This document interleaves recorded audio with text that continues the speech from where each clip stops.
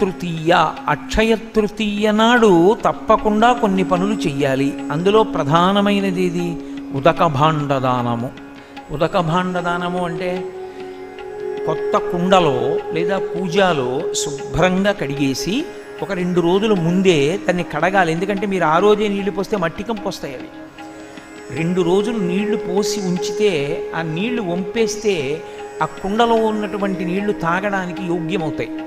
అక్షయ తృతీయ రోహిణీ నక్షత్రంతో కలిసి ఉంటే విశేష ఫలితం. ఈ సంవత్సరం కలిసింది అలాగా. ఉదయం 6:30 వరకు రోహిణీ నక్షత్రం ఉంది.